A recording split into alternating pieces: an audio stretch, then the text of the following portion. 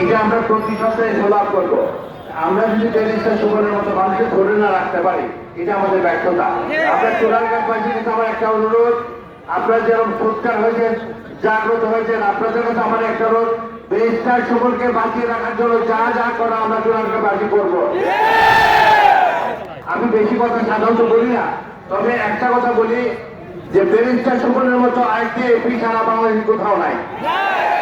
এই যে এমপি, আমি গেছিলাম আপনার ওই চরমোনায়, ট্রলারে আমি বলছি, একটা ছেলে বলে যে আঙ্কেল আপনার বাড়ি কোথায়? আমি বলছি হবিগঞ্জ। হবিগঞ্জের কোন জায়গায়? আমি বলছি চুনাঘাট। ব্যারিস্টার সুমনের ছিলেন? আমি বলছি আমার থাকি না।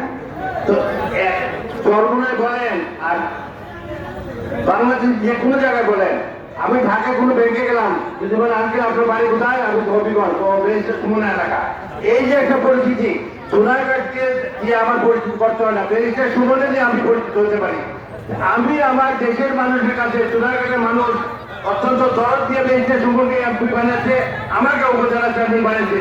আমি দেশবাসীর কাছে একটাই চাইবো, সুমনের জন্য যত রকমের আন্দোলন করা লাগবে আমি তোমাদের সাথে আছি। আমার যে জুনিয়র ছেলেরা আছে তাদের জন্য যত রকমের আন্দোলন হবে আমি যাতে শরীর থাকো, এবং তাকে আমরা বাঁচিয়ে রাখতে হবে। এই খেলা ধ্বংসের মালিক আল্লাহ, কিন্তু আমাদের চেষ্টার কমতে থাকতে না। আল্লাহর কাছে আমরা এটাই যে আল্লাহ আমাদের এমপি সাহেবকে তুমি বাঁচিয়ে রাখো। আমরা এটাই বলি, কিছু হলে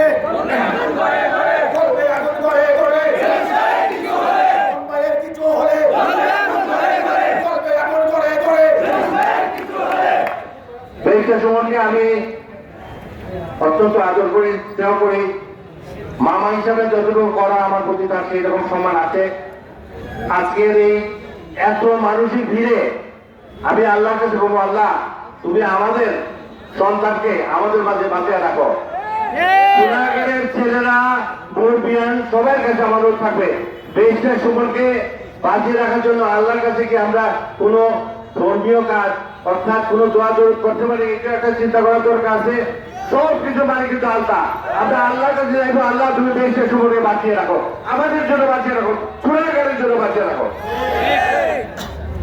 বেশি কথা বলি না, আমি একটা জানাজা যাবো, মানুষটা মারা গেছে, তার জানাজা যাবো। আমি আজকের মতো এখানে সমাপ্ত করি। ভবিষ্যতের জন্য কোনো অনুষ্ঠান হয়, কোনো প্রোগ্রাম আমার জানান, আমি থাকবো।